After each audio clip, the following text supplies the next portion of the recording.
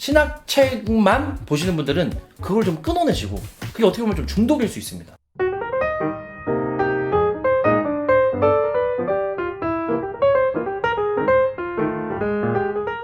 여러분 안녕하십니까. 일요일 책으로 세상을 다시 보다 일요 책방입니다.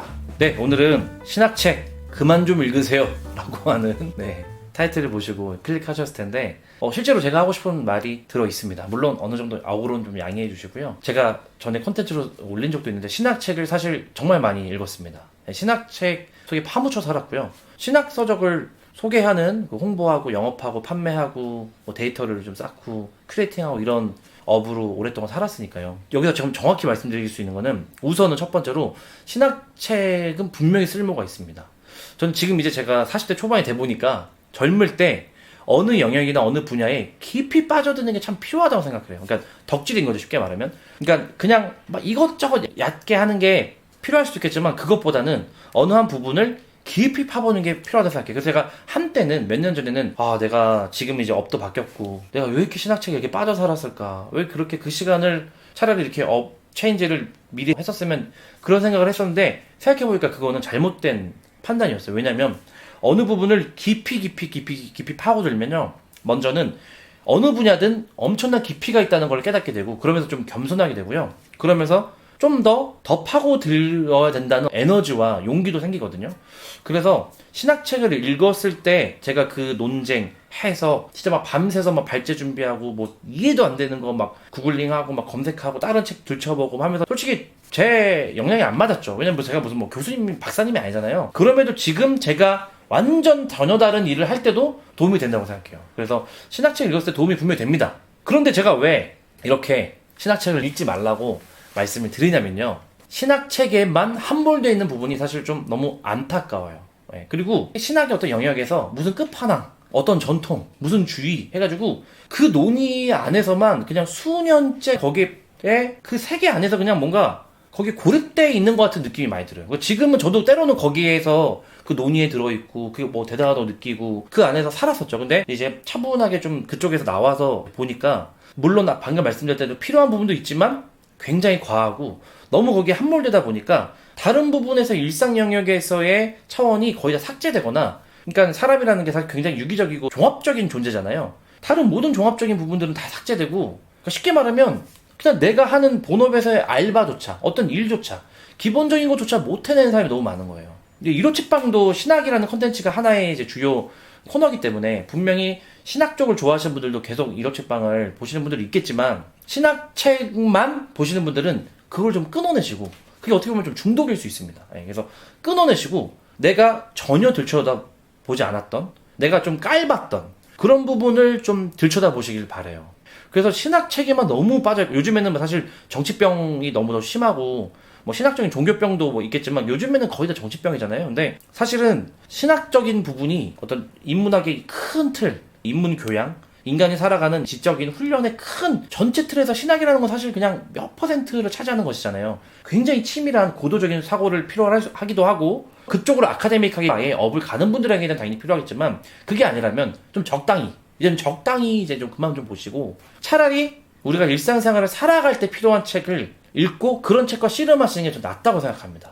그래서 지금까지 제가 여러 영상에서 그냥 가볍게 했던 논의들과 좀 겹치는 것도 있겠지만, 오늘은 정말 신학책에 너무 빠져있는 당신, 그리고 너무 이 기독교와 종교와 이 기독교 신학의 논의에만 덕질하고 계신 당신, 그 덕질을 뭐라는 게 아니에요. 필요할 수도 있어요. 하지만 이제는 조금 자기 자신의 좀 현실을 보시고 내가 짚지 않았던, 내가 읽지 않았던 책을 보시는 걸 좀 권장드립니다. 그래서 제가 그분들한테 좀 권해드리는 책을 3권을 가져왔어요. 일단은 가장 쉬운 책부터, 더 머니북 이라는 책입니다. 전에 제가 한번 간단히 그냥 리뷰한 적이 있는데, 토스에서 엮은 책이에요. 그러니까 토스라고 하는 금융회사에서 펴낸 책이고요. 전 좋아요. 너무 좋아요. 목차가 이렇게 쭉 있어요. 실제로 보면은 그냥 잘 살아갈 우리를 위한 금융생활 안내서가 정말 기본적인 금융 안내서입니다. 근데 이런 것조차 정말 모르는 사람들이 너무너무 많고, 또 교회 안에, 또 신학 덕질하는 사람들 안에 더 많은 것 같아요. 이거를 모르면 정말 현실적으로 진짜 이제 냉정한 사회로 나오면 너무너무 어려워지거든요. 그러니까 군더더기 없이 그냥 표지에서 딱 보고 40쪽 딱 펴면 돼요.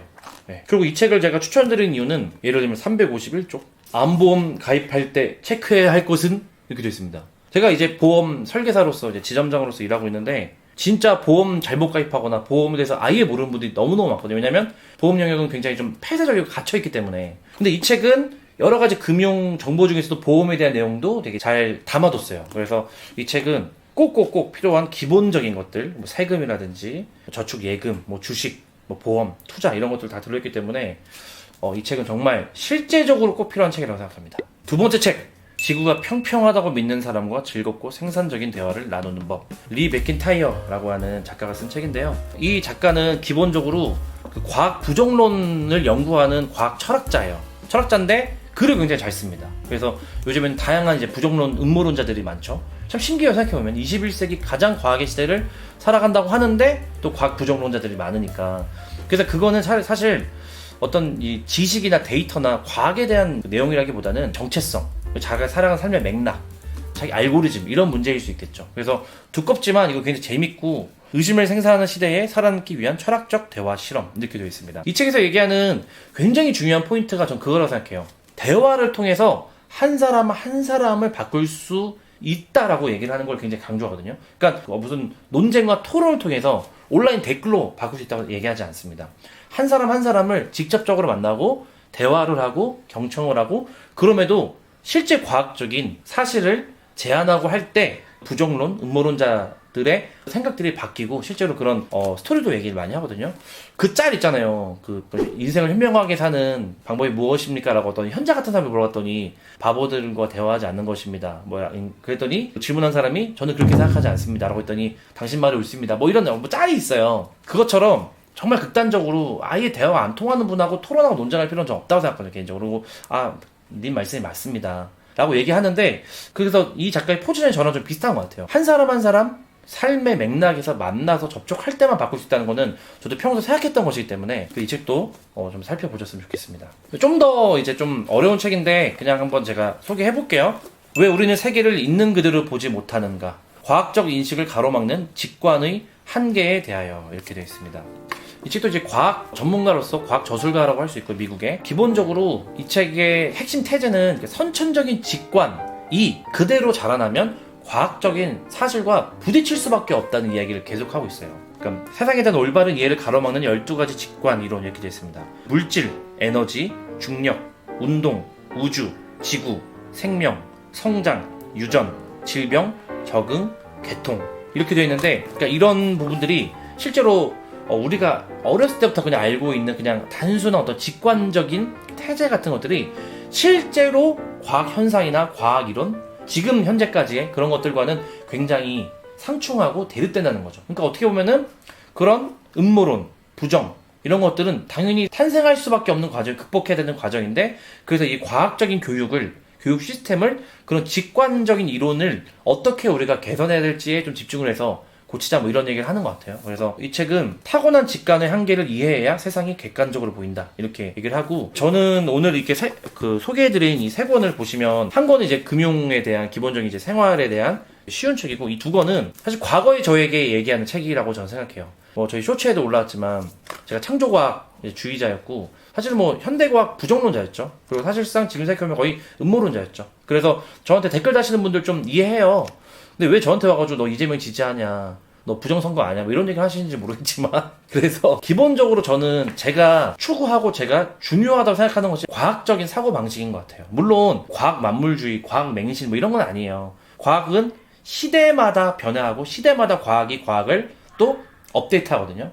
그래서 기본적으로 우리가 사는 이 모든 방식에 하루하루 일상에 다 과학이 있기 때문에 저는 과학을 굉장히 중시해야 된다고 생각하고 제 인생의 복 한 가지가 그건 것 같아요. 신학교를 다녔는데 그 신학교의 교양 수업에서 과학자 은사님을 만난 거. 그게 지금 용도사라고 하는 이 정체성이 형성되는데 굉장히 큰 포션을 차지한다고 개인적으로 생각하고요. 그래서 저희 그 교수님께서 가끔씩 또 저희 채널도 홍보도 해주시고 너무 감사한데 제가 이번에는 한번 1호 책방으로 교수님을 한번 모시고 이야기를 하면 어떨까. 실제로 제가 대학교 시절에 얼마나 미친놈이었는지를 좀 들어보기도 하고 그런 생각이 좀 듭니다.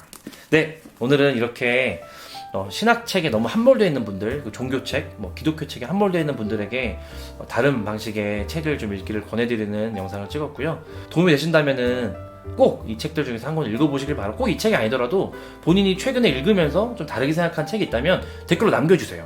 댓글로 남겨주신 책들 보면 저는 항상 그 참고하고 장바구니로 넣거든요. 댓글로도 편하게 의견 남겨주시면 잘 참고하도록 하겠습니다. 오늘 여기까지 하고 다음 주 일요일날 또 만나보도록 하겠습니다. 여러분 다음 주에 만나요. 안녕.